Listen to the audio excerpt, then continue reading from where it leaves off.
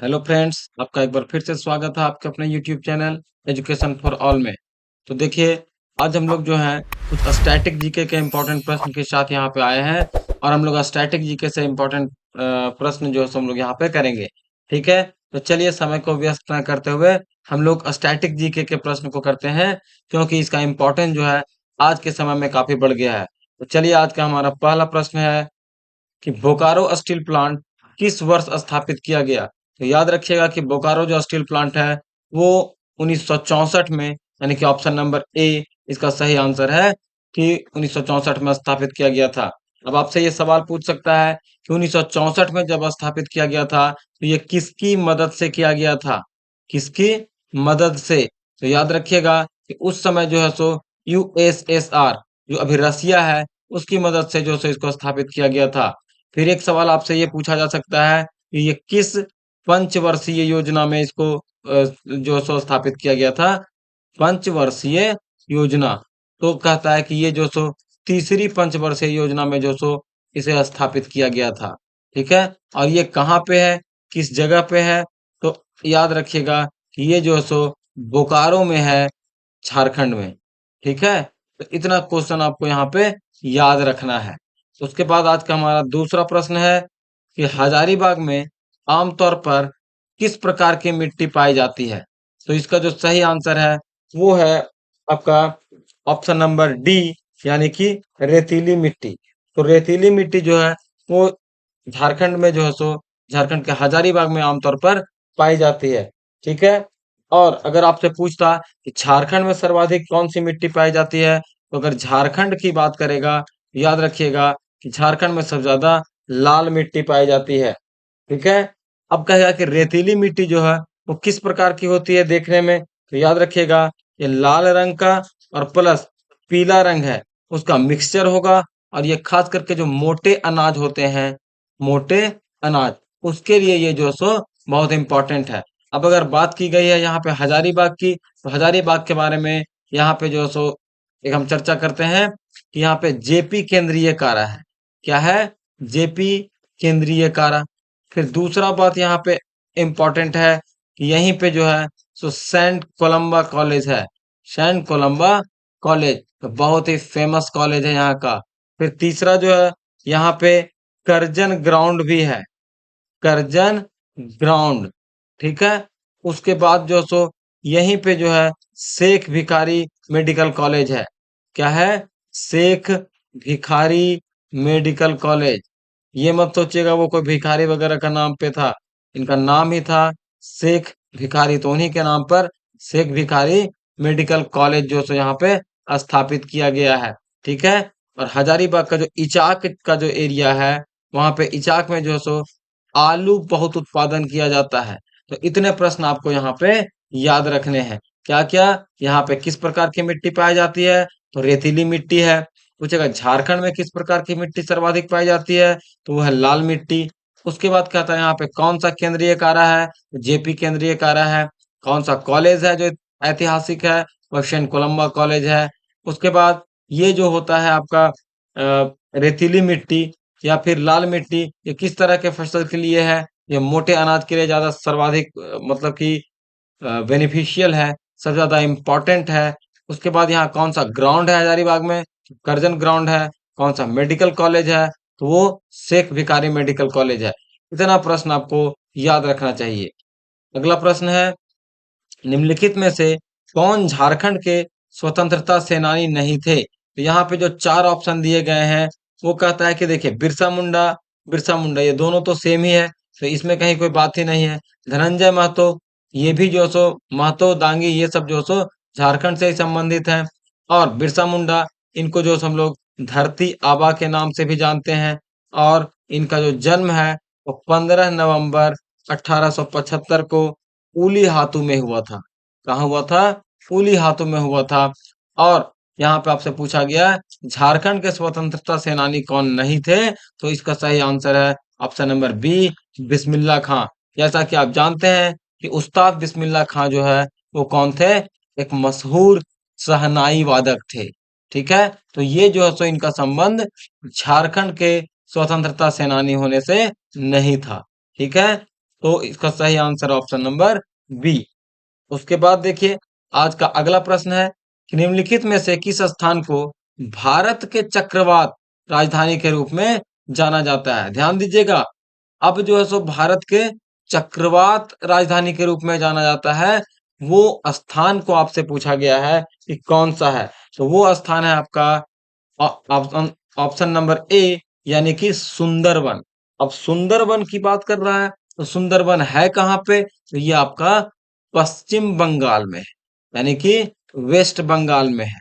अब सुंदरवन का डेल्टा भी यहाँ पे है, तो ये सुंदरवन जो है, यहाँ पे सुंदरी नाम का वृक्ष पाया जाता था या पाया जाता है, सुंदरी नाम का वृक्ष, और इसी के नाम पर इसका नाम सुंदरवन का डेल्टा भी पड़ा है।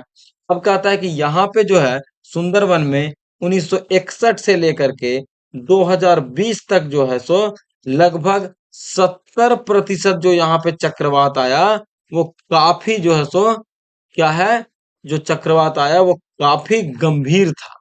तो इसीलिए इस जगह को जो है सो भारत के चक्रवात राजधानी के नाम पर जाना जाता है। ठीक है, कोई दिक्कत है आपको? देखिए अगला प्रश्न है कि नेल्सन मंडेला किसके राष्ट्रपति थे। अब किसके राष्ट्रपति थे मतलब देश के तो ही राष्ट्रपति होंगे, लेकिन किस देश के राष्ट्रपति थे ये आपसे पूछा गया है। तो ये जो है आपका सही आंसर है ऑप्शन नंबर डी, यानी कि दक्षिण अफ्रीका। ठीक है, यानी कि नेल्सन मंडेला जो है वो दक्षिण अफ्रीका के राष्ट्रपति थे। अब नेल्सन मंडेला की बात कर रहे हैं तो थोड़ा इनके बारे में कुछ और विस्तार से जानते हैं। इनका जो पूरा नाम है वो आपसे पूछा जा सकता है कि पूरा नाम क्या है इनका। तो याद रखिएगा, इनका जो पूरा नाम है वो है नेल्सन रोहिल नेल्सन रोलिह लाहला। ध्यान दीजिएगा, रोलिह लाहला मंडेला, ये इनका जो सो पूरा नाम था।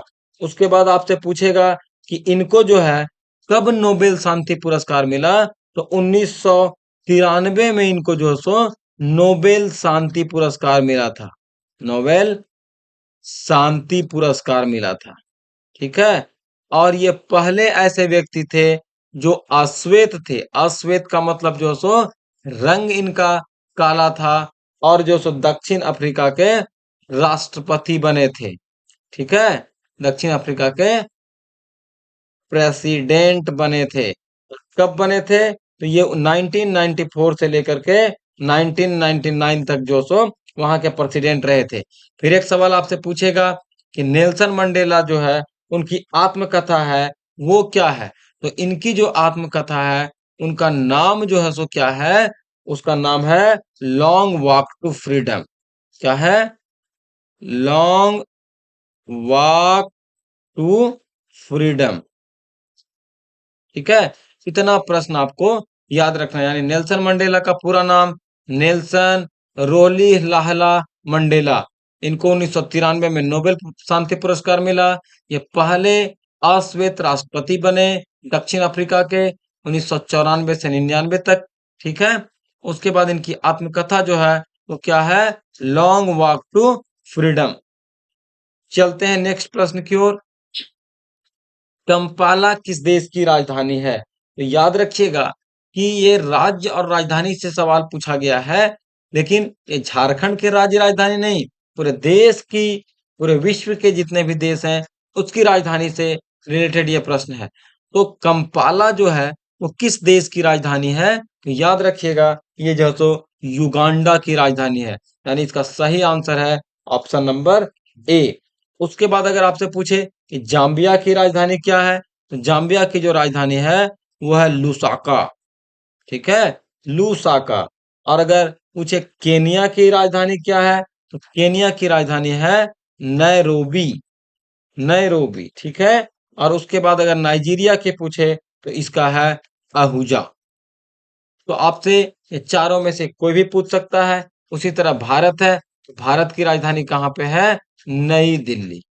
ठीक है, इतने सवाल आपसे पूछे जा सकते हैं। भारत की राजधानी नई दिल्ली कब बनी थी, तो 1911 में बनी थी।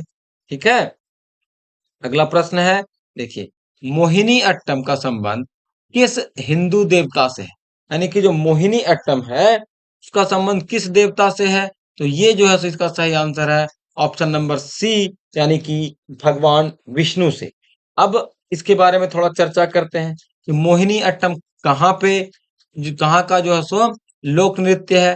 तो ये जो है सो आपका केरल का लोक नृत्य है। उसके बाद मोहिनी अट्टम जो है वो कैसे इसका नाम पड़ा? तो ध्यान रखिएगा कि जो भगवान विष्णु है, ठीक है, भगवान विष्णु, तो आपको पता है कि ये देवताओं के कल्याण के लिए अवतरित होते रहते थे। तो भगवान विष्णु का जो स्त्री रूप था, स्त्री रूप, तो उसी स्त्री रूप का नाम क्या था? मोहिनी। और उसी मोहिनी से इसका नाम हो गया मोहिनी अट्टम, जिसका अर्थ होता है मोहिनी का नृत्य। ठीक है, तो भगवान विष्णु का जो स्त्री रूप था मोहिनी, उसी मोहिनी के नृत्य से संबंधित यह नाम हो गया मोहिनी अट्टम। ठीक है, अब देखिए, कोई भी चीज जब दुनिया में पहला होता है या देश में प्रथम होता है तो उसका बड़ा इंपॉर्टेंस होता है। तो एक महिला है डॉक्टर सुनंदा नायर, ठीक है, ये पहले ऐसे व्यक्ति हैं जिन्होंने एमए पास कर लिया है, यानी मास्टर डिग्री जो सो इन्होंने ले लिया है। और किस में लिया है? तो ये जो सो मोहिनी अट्टम के क्षेत्र में है। सोचिए, मोहिनी अट्टम के क्षेत्र में इन्होंने मास्टर डिग्री हासिल कर ली है। तो ये इंपॉर्टेंट प्रश्न बन जाता है आपके एग्जाम पॉइंट ऑफ व्यू से। ठीक है, तो इतना जरूर याद रखिएगा, मोहिनी अट्टम का संबंध भगवान विष्णु से है। और इसका नाम क्यों पड़ा था? तो भगवान विष्णु का जो स्त्री रूप है मोहिनी, उसी उसी को लेकर के इनका नाम मोहिनी अट्टम पड़ा था। और इसका अर्थ ही होता है मोहिनी का नृत्य। और डॉक्टर सुनंदा नायर जो है, ये पहले ऐसे व्यक्ति हैं, पहले ऐसी महिला है जिन्होंने मास्टर की डिग्री हासिल कर ली है मोहिनी अट्टम में। ठीक है, अगला प्रश्न, निम्नलिखित में से कहाँ केंद्रीय तंबाकू अनुसंधान संस्थान भारत में स्थित है? तो याद रखिएगा कि ये जो है सो भारत में कहाँ पे है? ऑप्शन नंबर ए, राजमुंदरी में है। ठीक है, अब आप सोचते होंगे कि राजमुंदरी आखिर कहाँ पे है? तो राजमुंदरी जो है सो आपका कहाँ पे है? आंध्र प्रदेश में है। कहाँ है? आंध्र प्रदेश में। ठीक है, उसके बाद आपसे पूछेगा कि भारत में जो है तंबाकू जो है सो कौन लेकर के आया, किनके द्वारा भारत में तंबाकू पेश किया गया? तो भारत में जो तंबाकू है वो किनके द्वारा लाया गया था? तो ये जो पुर्तगीज आए थे, पुर्तगीज यानी कि पुर्तगालियों के द्वारा जो सो भारत में तंबाकू लाया गया था। ठीक है, और भारत में जो सबसे अधिकतम तंबाकू इस्तेमाल होता है वो क्या नाम है? तो वो कहता है वर्जीनिया तंबाकू। क्या नाम है? वर्जीनिया तंबाकू। ये तंबाकू जो है सो सबसे ज्यादा इस्तेमाल होता है भारत में, सबसे ज्यादा इस्तेमाल। ठीक है, याद रखिएगा इतने प्रश्न। उसके बाद एक प्रश्न आपको और पूछेगा कि तंबाकू का जो अधिकतम उत्पादन है वो भारत में कहाँ होता है? तो वो भी जो सो आपका आंध्र प्रदेश में है। भारत में उत्पादन या अधिकतम उत्पादन तंबाकू का कहाँ पे होता है? ये भी आपका है आंध्र प्रदेश। ठीक है, उसके बाद कहता विश्व में, पूरा दुनिया में सबसे ज्यादा तंबाकू कहाँ होता है? तो अगर दुनिया की बात करें तो ये है अपना वायरस फैलाने वाला देश। और वायरस फैलाने वाला का नाम है क्या? चीन, यानी चाइना में जो है पूरा दुनिया में सबसे ज्यादा जो तो तंबाकू होता है। और एक सवाल आखिरी आपसे जो पूछा जाएगा वो है विश्व विश्व तंबाकू निषेध दिवस। निषेध, देखिए तंबाकू अच्छा नहीं है, तो ये कहता है कि निषेध दिवस कब मनाया जाता है? तो याद रखिएगा, ये जो आपका 31 मई को जो सो मनाया जाता है। ठीक है, इतने प्रश्न आपको याद रखने हैं इससे संबंधित। तो केंद्रीय तंबाकू अनुसंधान संस्थान कहाँ पे है भारत में? तो वो है राजमुंदरी में, जो आंध्र प्रदेश में है। ठीक है, चलते हैं अगले प्रश्न की ओर। देखिए, झारखंड की आधिकारिक भाषा क्या है? आधिकारिक मतलब जो ऑफिसेस में जनरली यूज होते हैं वो कौन सी भाषा है? तो वो है ऑप्शन नंबर ए, यानी कि हिंदी। अब आपसे पूछेगा कि झारखंड का जो राजकीय पशु है, मैंने पिछले वीडियो में भी चर्चा किया था, राजकीय पशु क्या है? हाथी है। अगर पूछेगा राजकीय पक्षी क्या है, तो ये भी आप जानते हैं, पिछले वीडियो में हमने बताया था कि कोयल है। फिर आपसे पूछेगा कि राजकीय जो पेड़ है वो क्या है, तो वो आपका है साल। फिर आपसे पूछेगा राजकीय जो आपका फूल है, पुष्प है, वो क्या है, तो पलाश। तो इतने प्रश्न आपसे पूछे जा सकते हैं, तो आप इन्हें जरूर से जरूर याद रखिएगा। ठीक है। अगला प्रश्न है हमारा, गुरु ग्रंथ साहिब किस लिपि में लिखा गया था? यानी गुरु ग्रंथ साहिब जो है वो किस लिपि में लिखा गया, ये सवाल आपसे पूछा गया। ये देखिए यहाँ पे सारे लिपि हैं, लेकिन कौन सा लिपि में लिखा गया था? तो इसका सही आंसर ऑप्शन नंबर ए, यानी कि गुरुमुखी लिपि में लिखा गया था।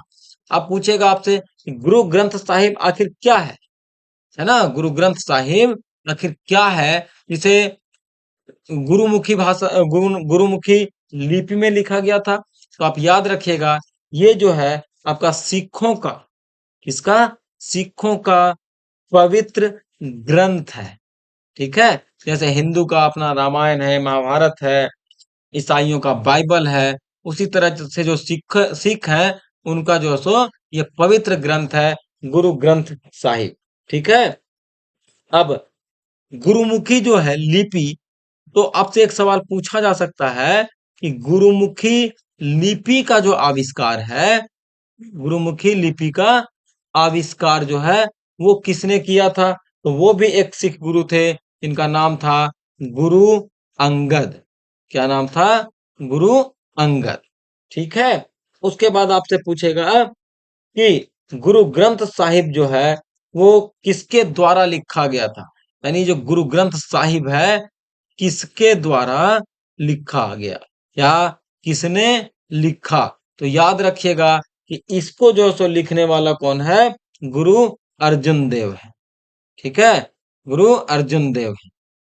तो इतने प्रश्न आपको यहाँ पे याद रखना है। ठीक है।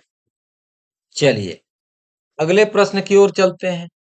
दिसंबर 2022 में, यानी कि अभी से लगभग 7 महीने पहले, किस देश ने 2 महिलाओं के हस्ताक्षर वाले अपने पहले बैंक नोट छापे हैं?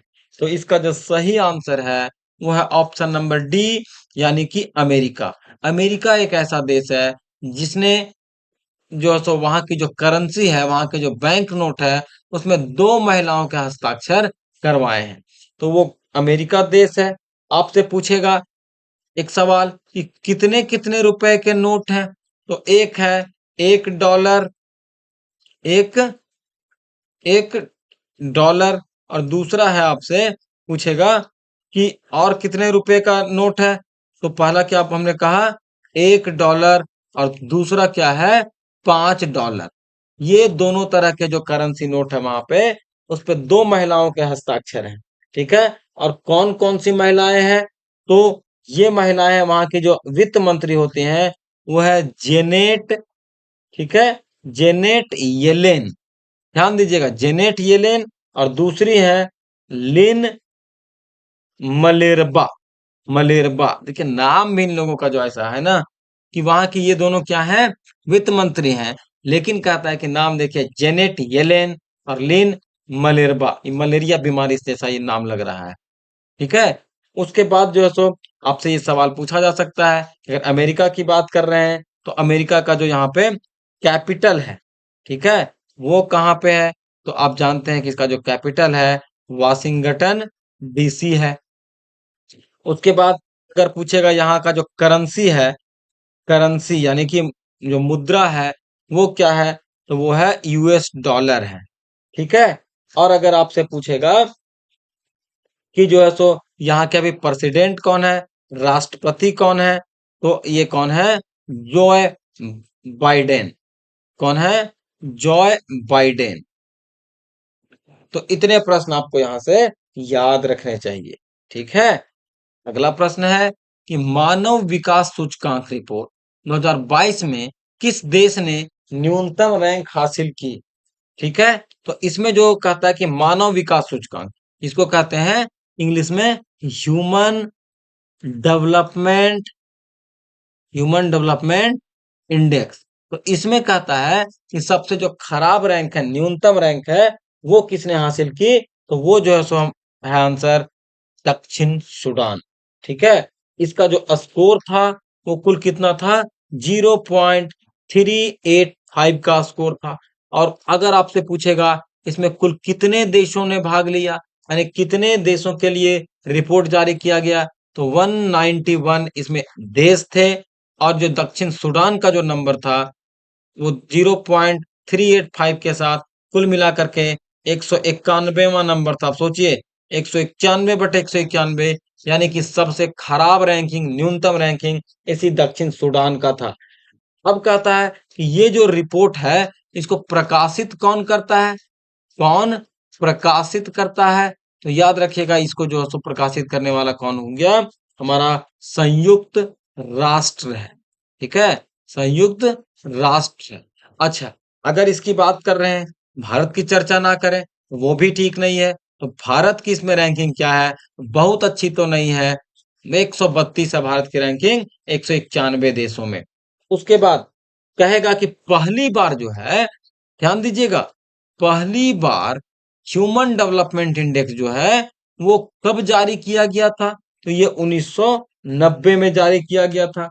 और कहेगा कि जो पहली एचडीआई रिपोर्ट है, पहली एचडीआई रिपोर्ट है, यानी ह्यूमन डेवलपमेंट इंडेक्स का जो रिपोर्ट है वो किसने पेश किया था? किसने जो है सो रिपोर्ट बनाई थी? तो यहाँ पे दो देशों के जो प्रमुख अर्थशास्त्री थे उन्होंने बनाया था। एक का नाम था महबूब उल हक, महबूब उल हक, और दूसरे थे हमारे भारत के अमर्त्य सेन। ठीक है, तो ये दोनों अर्थशास्त्री थे। और महबूब उल हक जो है, इनका संबंध कहाँ से था? पाकिस्तान से था। और अमर्त्य सेन कहाँ के थे? ये थे हमारे अपने भारत के। इनको नोबेल पुरस्कार भी मिल चुका है। ठीक है, अर्थशास्त्र का नोबेल पुरस्कार इनको मिल चुका है। उसके बाद हमारा अगला प्रश्न है, देखिए जून 2022 में एनटीपीसी ने किस राज्य में भारत की सबसे बड़ी तैरती सौर ऊर्जा परियोजना शुरू कर दी है? तो ये है तेलंगाना में। ठीक है, एनटीपीसी का आपसे फुल फॉर्म पूछा जा सकता है। तो एनटीपीसी का फुल फॉर्म क्या है? National thermal power corporation. ठीक है, तो ये आपका फुल फॉर्म है एनटीपीसी का। कहता है कि इसकी जो ये परियोजना है वो कितना का है? तो यह है 100 मेगावाट का जो ऊर्जा परियोजना है। और अभी सोचिए कि पूरा देश में एनटीपीसी का जो उत्पादन क्षमता है, कुल उत्पादन क्षमता वो कितना है? तो याद रखिएगा, 69,134.20 मेगावाट जो है सो इसका भी उत्पादन क्षमता है एनटीपीसी का पूरे देश में। ठीक है, और ये बिजली उत्पादन के क्षेत्र में काम करती है, ये कोयला से भी उत्पादन करती है, सौर ऊर्जा से भी करती है। ये सब आप ध्यान रखिएगा। तो इसका सही आंसर हुआ ऑप्शन नंबर ए, तेलंगाना। अगला प्रश्न देखिए, निम्नलिखित में से कौन सा राज्य खाद्य सुरक्षा एटलस वाला तीसरा राज्य बन गया है? अब देखिए, ये यहाँ पे जो है ना, खाद्य सुरक्षा एटलस, ये क्या होता है? सबसे पहले तो ये एटलस जो है वो राज्य में क्या कहता है? खाद्य सुरक्षा की स्थिति को बताता है।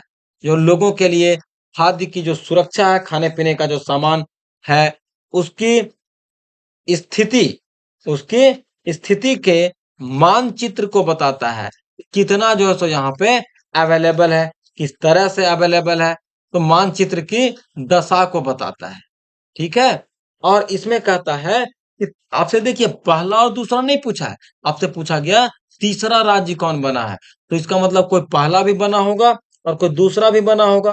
तो जो पहला राज्य बना था वो था बिहार, दूसरा जो राज्य है वो था आपका ओडिशा, और अब तीसरा जो राज्य है वो है हमारा झारखंड। ठीक है, तो इसका सही आंसर हुआ ऑप्शन नंबर बी, झारखंड। देखिए अगला प्रश्न है कि 2022 पर्यावरण प्रदर्शन सूचकांक में कौन सा देश शीर्ष पर है। अब देखिए पर्यावरण प्रदर्शन सूचकांक, जिसको हम लोग शॉर्ट में ईपीआई कहते हैं। ईपीआई मतलब इन्वायरमेंटल परफॉर्मेंस इंडेक्स। क्या है? Environmental performance index. ठीक है, तो आपसे पूछा गया है इसमें शीर्ष पर कौन है, तो शीर्ष पर इसमें है डेनमार्क, यानी ऑप्शन नंबर डी इसका सही आंसर है। अब अगर भारत की बात करें तो ये बड़ा ही खराब स्थिति है भारत की, और इसकी जो रैंकिंग है वो कुल मिलाकर के 132वां है।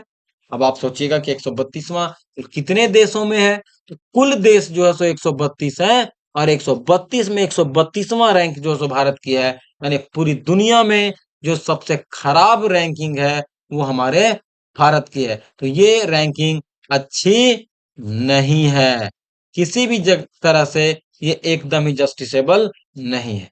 ठीक है, अगला प्रश्न है नगर निगम द्वारा कौन सा कर लगाया जाता है। तो यहाँ पे आपके ऑप्शन दिए हुए हैं, क्या मनोरंजन कर, टोल कर, गृह कर, या सभी कर। कौन सा कर जो है सो नगर निगम लगाता है, तो इसका जो सही आंसर है वह ऑप्शन नंबर सी, यानी कि जो गृह कर है वो जो सो नगर निगम लगाता है। अब बात करें मनोरंजन कर की, तो मनोरंजन कर जो सो पहले लगता था। ठीक है, पहले लगता था, अब जो है सो ये खत्म हो गया है, अब जो है सो नहीं लगता है। ठीक है, मनोरंजन कर। ठीक है, क्यों?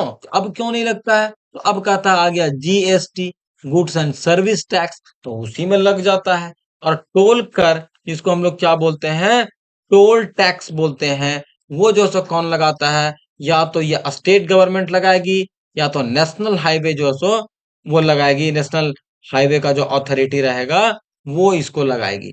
ठीक है, तो इतना बात आपको यहाँ पे ध्यान रखना है। अगला प्रश्न है, एक पुस्तक है, पुस्तक one life is not enough, ये जो किताब है वो किसने लिखी है, तो ये किताब जो है सो किसने लिखी है, तो इसका सही आंसर है ऑप्शन नंबर सी, यानी कि नटवर सिंह। शशि थरूर की एक इंपॉर्टेंट पुस्तक है, ये कहते हैं वाई आई एम हिंदू। ये पुस्तक जो सो शशि थरूर का है। अगर विनोद राय की बात करें तो इनका है कॉन्सियस कीपर। क्या है?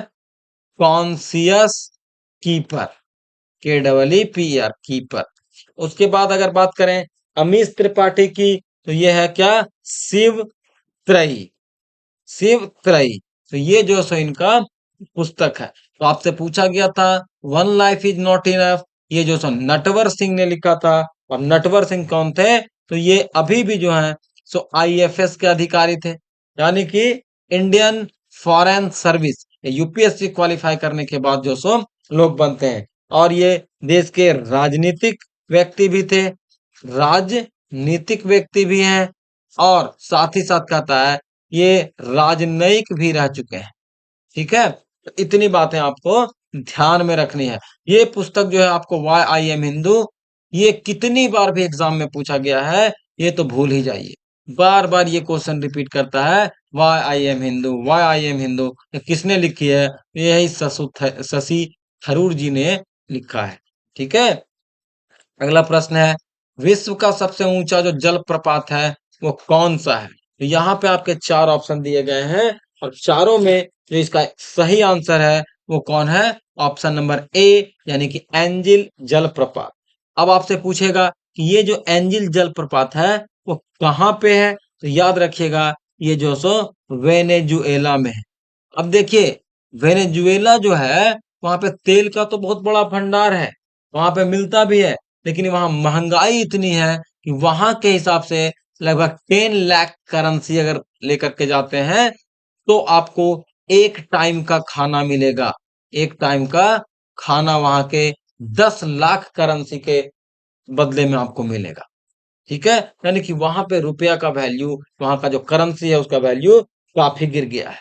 फिर आपसे पूछेगा कि जब एंजिल जलप्रपात दुनिया का सबसे ऊंचा जलप्रपात है तो इसकी ऊंचाई क्या है, यानी कि आपको इसका हाइट अगर पूछेगा तो हाइट में आपको बताना है 979 मीटर। कहीं कहीं क्वेश्चन क्या करता है, आपको फीट में दे देता है, तो ये कितना होगा 3212 फीट। तो आपको जिस तरह का ऑप्शन रहेगा उसी तरह के आंसर के साथ जाना है। अगर मीटर में है तो 979 मीटर होगा, और अगर फीट में है तो 3212 फीट होगा। तो ये आपके ऑप्शन को देख लीजिएगा कि क्या पूछा गया है, ठीक है। और ये जो जलप्रपात है वो कहाँ पे है, तो कानाइमा कानाइमा राष्ट्रीय उद्यान में ये जलप्रपात है। कानाउमा राष्ट्रीय उद्यान में ये जो सो आपका जलप्रपात स्थित है, ठीक है। तो इतने प्रश्न आपको याद होने चाहिए जब आप विश्व के सबसे ऊंचे जलप्रपात की बात करते हैं। अगला प्रश्न देखिए, शाहजहां के शासनकाल के दौरान भारत की यात्रा करने वाले पीटर मुंडी, ये एक नया नाम आपने सुना होगा। पीटर मुंडी का संबंध किस देश से है, ठीक है। तो देखिए पीटर मुंडी का नाम तो आपने नहीं सुना होगा, आपने वेन सांग का नाम सुना होगा, लेकिन आप जो है पीटर मुंडी का नाम नहीं सुने होंगे। अगर सुने होंगे तो अच्छी बात है, लेकिन कहता है कि ये जो है सो शाहजहां के शासनकाल में आए थे। तो आपसे पूछता है कि ये कहाँ के व्यक्ति थे, तो याद रखिएगा ये जो है सो ऑप्शन नंबर डी, यानी कि ब्रिटेन के व्यक्ति थे। और ये आखिर कौन थे, तो ये जो है सो इंग्लैंड के व्यापारी थे। कौन थे, इंग्लैंड के व्यापारी, बिजनेसमैन थे, ठीक है। उसके बाद ये कब आए थे, तो कहता है कि 1628 ईस्वी में जो है, तो ये कहाँ पे आए थे, सूरत की यात्रा पर आए थे। सूरत मतलब अपना चेहरा नहीं, सूरत की यात्रा का कहने का मतलब है कि जो सो सूरत कहाँ पे है, गुजरात में है। तो गुजरात की यात्रा पर आए थे। उसके बाद आपसे एक चीज और पूछा जा सकता है कि शाहजहां जो है वो किसका बेटा था, तो ये जो सो जहांगीर का बेटा था, ठीक है। फिर आपसे एक सवाल और पूछेगा कि शाहजहां का वास्तविक नाम क्या है। शाहजहां का वास्तविक नाम क्या था, तो इसका नाम था, देखिए, शहाबुद्दीन शहाबुद्दीन मोहम्मद मोहम्मद खुर्रम, ठीक है। ये शाहजहां का वास्तविक नाम था। और इनकी जो बेगम थी, इनकी बेगम इनकी बेगम का क्या नाम था, जिसको हम लोग किस नाम से जानते हैं, इनकी बेगम को मुमताज महल के नाम से जानते हैं। यानी इन्हीं की याद में जो सो ताजमहल बनाया गया। तो अगर पूछेगा कि मुमताज जो है उनका वास्तविक नाम क्या था, तो उनका नाम था अर्जुमंद अर्जुमंद जो सो बानो। इतना बात आपको यहाँ पे एकदम से याद रखना है कि शाहजहां के शासनकाल में जो पीटर मुंडी आए वो इंग्लैंड के एक व्यापारी थे। 1628 ईस्वी में सूरत की यात्रा पर आए थे। फिर शाहजहां जो है वो जहांगीर के बेटे थे। शाहजहां का वास्तविक नाम जो है वो था शहाबुद्दीन मोहम्मद खुर्रम था। और इनकी बेगम, इनको हम लोग मुमताज के नाम से जानते हैं, इनका वास्तविक नाम क्या था, अर्जुमंद बानो, ठीक है। और चलते हैं आज के आखिरी प्रश्न की ओर। और आखिरी प्रश्न है, गुरु गोविंद सिंह ने खालसा पंथ की स्थापना कब की थी। तो याद रखिएगा इन्होंने खालसा पंथ की स्थापना जो है वो 1699 ईस्वी में किया था। यानी ऑप्शन नंबर सी इसका सही आंसर है, ठीक है। और जब बात कर रहे हैं गुरु गोविंद सिंह की, तो इन याद रखिएगा कि ये सिखों के 10वें गुरु थे। कौन से नंबर के, 10वें नंबर के गुरु थे। और इनका जो जन्म है वो कहाँ पे हुआ, तो इनका जन्म पटना के साहिब में हुआ। पटना के साहिब में। और पटना कहाँ है, ये तो फेमस जगह है, कहाँ पे है, बिहार में, ठीक है। और इन्होंने जो है 5K का कॉन्सेप्ट दिया। 5K मतलब 5 जो है सो प्रतीकों का कॉन्सेप्ट दिया। पहला कॉन्सेप्ट क्या था, इन्होंने बोला केस, यानी केस जो है सो खुले हुए रहेंगे। दूसरा कहता है इन्होंने कंघा, अपने साथ ये कंघा लेकर के चलेंगे। तीसरा कहता है कड़ा, आप किसी भी सिख को देखिए तो कड़ा उसके हाथ में जरूर आपको देखने को मिलेगा। फिर आपका कहता है कि आपका कृपाण है, ये भी आपको देखने को मिलेगा। और एक है 5वां नंबर में कछेरा है। इतनी चीजें जो सो आपको देखने को मिलेंगी हर सिख के पास। तो ये बातें गुरु गोविंद सिंह ने कहा था कि ये 5K का कॉन्सेप्ट जो सो उन्होंने दिया था कि ये जो सो सिखों की एक तरह से क्या है, पहचान है। ठीक है। और खालसा पंथ जैसा कि लिखा ही हुआ है कि स्थापना किसने की थी, तो ये भी क्वेश्चन बनेगा कि किसने की थी, तो गुरु गोविंद सिंह जी ने की थी। ठीक है। तो ये था हमारा आज का सेशन स्टैटिक जीके के कुछ इंपॉर्टेंट प्रश्नों के साथ। और ये सारे प्रश्न आपके बहुत इंपॉर्टेंट हैं, क्योंकि अब किसी भी एग्जाम्स में जो है सो स्टैटिक जीके का महत्व बढ़ जाता है। और जो आपके झारखंड के जो एग्जाम हो रहे हैं या होंगे, उसमें कहता है कि आपको 30 मार्क्स का जो है सो इसी तरह का क्वेश्चन आपको देखने को मिलेंगे स्टैटिक जीके से। तो झारखंड से तो 40 नंबर के रहेंगे ही, लेकिन 30 नंबर के क्वेश्चन जो है सो आपको स्टैटिक जीके से रहेंगे। तो ये भी बड़ा इंपॉर्टेंट है। हमारा वीडियो तो झारखंड के ऊपर हमने बनाया है, वो भी आप अगर नहीं देखे हैं तो उसका भी लिंक हमारे इस वीडियो के डिस्क्रिप्शन में मिल जाएगा। आप उसे जाकर के जरूर देख लें और हमारे चैनल से जुड़े रहें। लगातार हम और भी क्वेश्चंस के साथ आपके सामने आएंगे। फिर कल आएंगे एक नए वीडियो में, नए सेशन की शुरुआत करेंगे। और अगर आपको इन प्रश्नों में से कहीं समझने में कुछ दिक्कत हुआ हो तो आप हमें कमेंट कर सकते हैं। और आप हमारे चैनल से जुड़े रहें, लाइक करें, सब्सक्राइब करें और शेयर करें। धन्यवाद।